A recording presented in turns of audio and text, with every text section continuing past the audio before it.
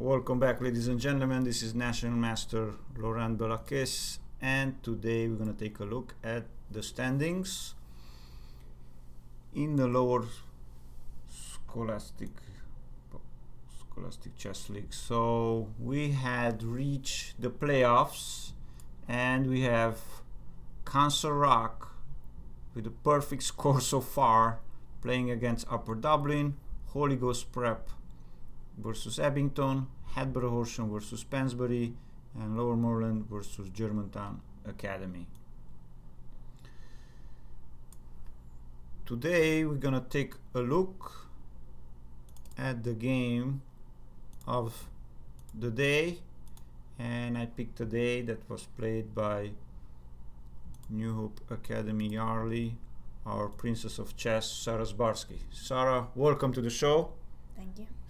And let's take a look at your game against, who did you play against here? Which team? Against Holy Ghost Prep. Holy Ghost Prep. And you played which board? Third board. So let's see your game. C4, E5. What kind of opening is this? What's the name of this opening with C4? Is it English opening? Yes, English opening. So well, you played E5 and D3. Knight F6. And you develop the knight. And what was the reason why you pushed D5? So I could trade pawns and have a nice center, fight for the center. So you fight for the center, and you want to have a knight in the center, and you opened up your bishop in the same time, and after pawn takes, knight takes, you have a knight in the center. So is the knight in the center active? Yes. Because it controls how many squares?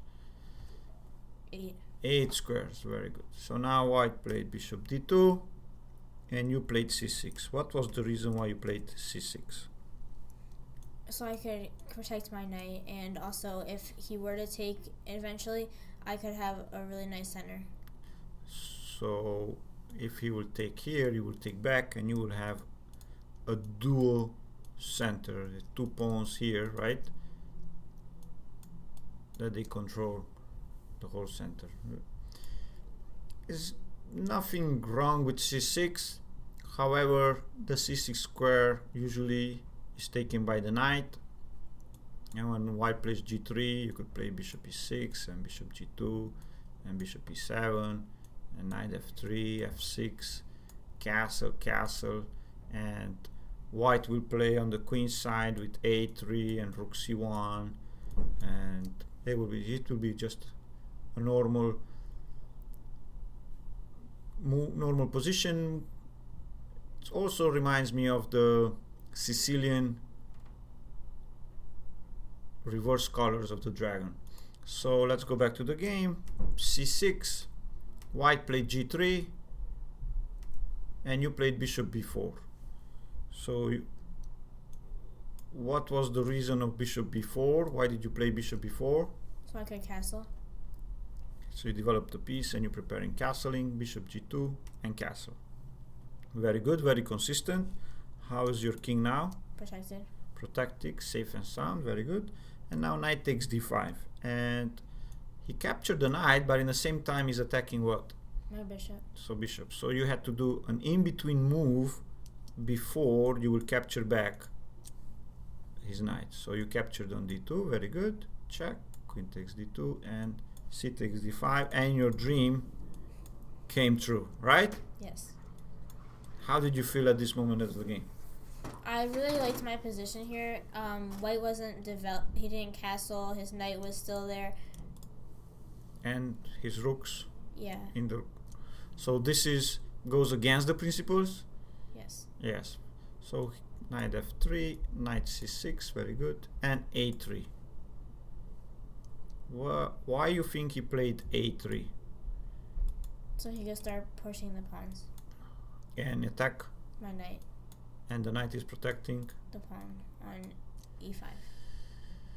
So you knew what he was planning? Yes. And you said, that's okay. So h6. Why did you play h6? To limit the squares for the knight. To limit the squares from the knight. So the knight cannot go to g5, cannot go to d4, cannot go to e5. Very good. b4, and now you pushed e4. So when the king is in the center, you want to open up the files towards the king and diagonals towards the king. Knight h4. So the knight on the side. How is the knight on the side? Is it good or bad? Bad. So why is a bad knight? Because it doesn't control as many squares. And all the squares are taken? Yes. So the knight could be trapped, right? Yeah. So rook e8, protecting your pawn on e4, and these pawns, they shut in who? The bishop. The bishop, very good. And now white played a very strange move, rook g1. You were surprised during the game when he played rook g1? Yes. I was too. I was watching the game and I was expecting short castle will be a normal move, or something like he will take here and trade queens and try to do something against his knight, like here, so he could save his knight and re-maneuver his knight. But when he played rook g1, did you think about play g5 straight? Yes, but the knight had nowhere to go, so I figured I could wait for now. And what happens if he will play g5? Let's say I move bishop f1, and you will take, and he will take, and how is your king?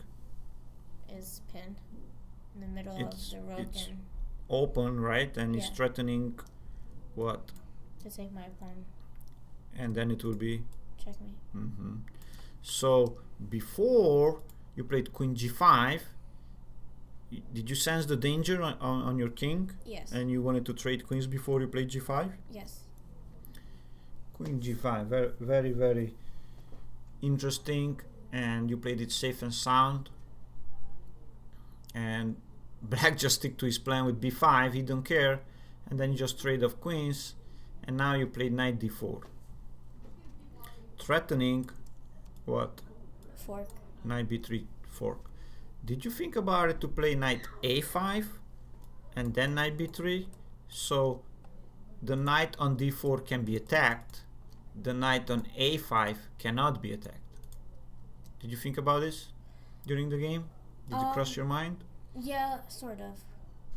And you picked knight d4? I wanted the knight in the center. Because you wanted the knight in the center. However, here is an exception where the knight can be attacked. So when you attack his knight, he can attack your knight. So he could gain some tempo, some moves.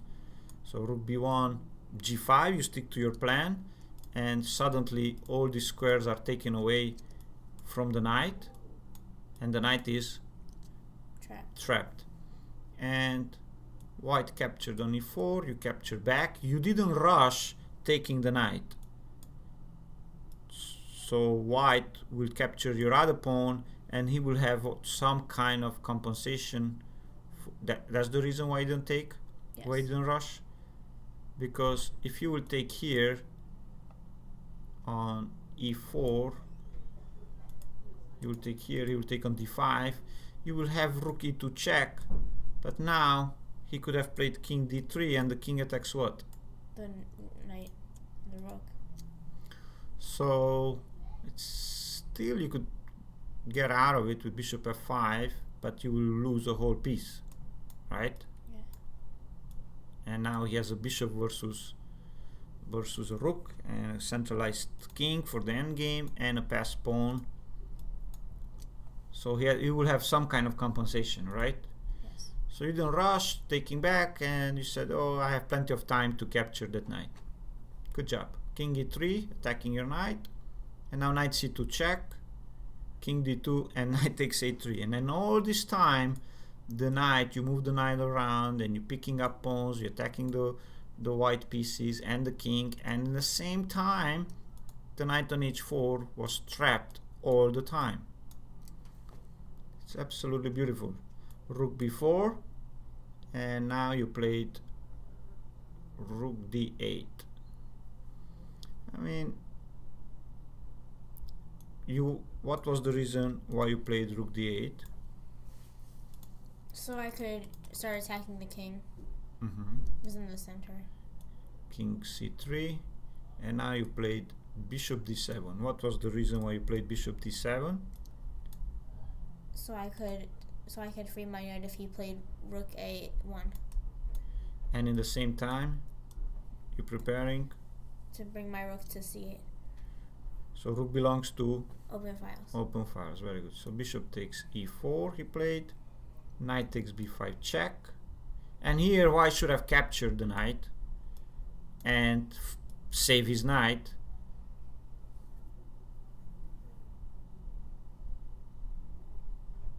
And at least he saved his knight. You know, he's down on exchange. I mean, you're still winning. You know, but at least he saved the piece.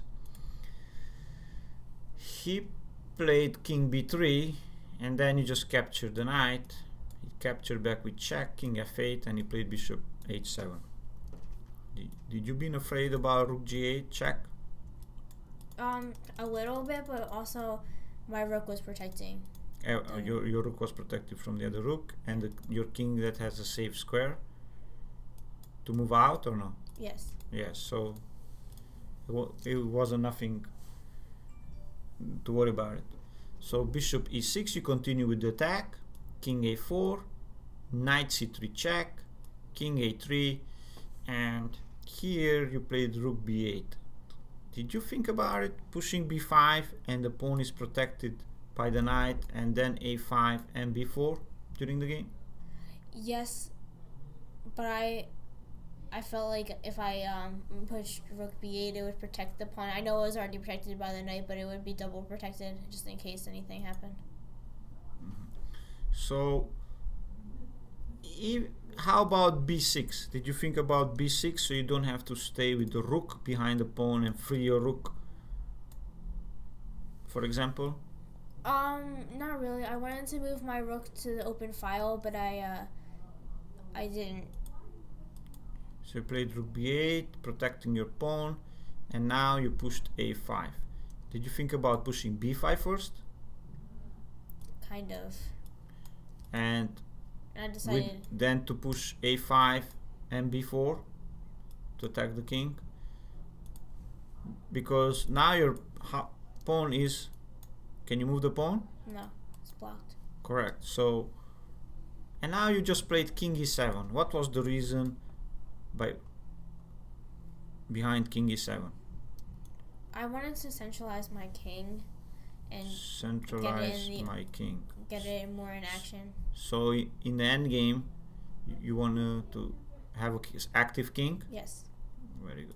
Rook c1, attacking your knight, and he was hoping to come in on the 7th rank with his rook. Yeah. Rook d3, you protected your knight, and at the same time you line up against his king. King b2, and then he just stepped into this fork. Knight a4 check, and king b1. What would have you played if he plays king c2 attacking your rook? Rook c3. Rook c3 check, king d2, And then rook d8. rook d8 check, and both of the rooks are hanging, right? Yeah. You could also take his rook and take back, since you have material, and just trade, right? So congratulations on your victory. Thank you. And are you planning to play at the States? I am. Which section are you gonna play? Under 1,000. Well, we wish you good luck and nothing but the best. Good Thank luck, you. guys, in the playoffs, and see you guys next week.